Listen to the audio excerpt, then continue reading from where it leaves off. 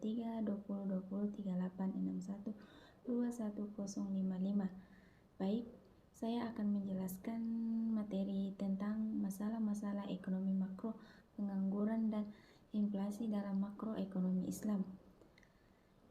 1. Definisi pengangguran dan inflasi. Pengangguran adalah keadaan di mana seseorang yang bersedia dan mampu bekerja dan tidak dapat menemukan pekerjaan. Inflasi adalah kenaikan harga barang dan jasa secara umum dalam jangka waktu tertentu. Penyebab pengangguran dan inflasi dalam ekonomi konvensional. 1. Siklus bisnis. Fluktuasi ekonomi yang menyebabkan pengangguran dan inflasi. 2. Kebijakan pemerintah. Kebijakan fiskal dan moneter yang tidak tepat dapat menyebabkan inflasi atau pengangguran. 3. Faktor global. Faktor global seperti krisis ekonomi atau perubahan harga komoditas dapat mempengaruhi ekonomi domestik. Pandangan Islam terhadap pengangguran dan inflasi.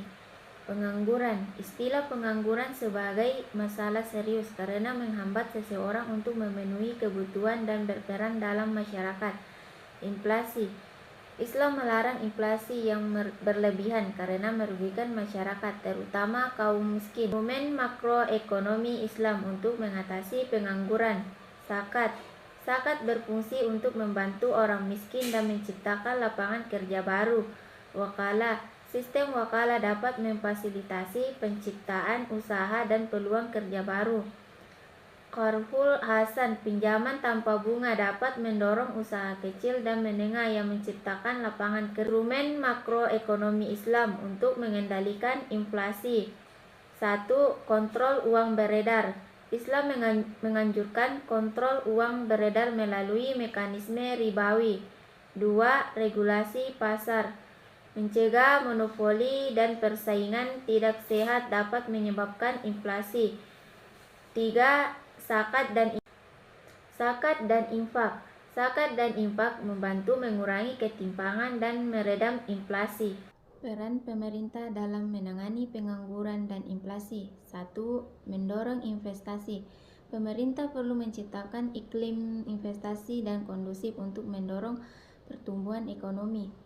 2. Meningkatkan keterampilan tenaga kerja. Meningkatkan kualitas dan keterampilan tenaga kerja melalui pendidikan dan pelatihan. 3. Membuat kebijakan fiskal dan moneter yang tepat.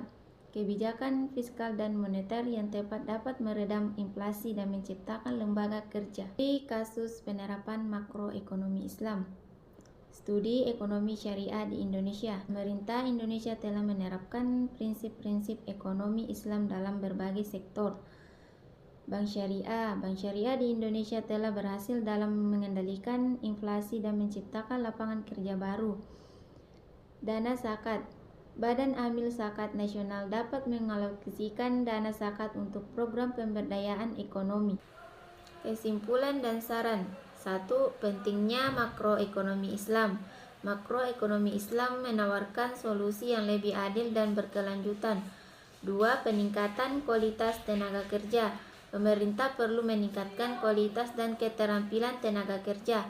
3. Peningkatan keterlibatan masyarakat. Pentingnya peran serta masyarakat dalam pengembangan ekonomi.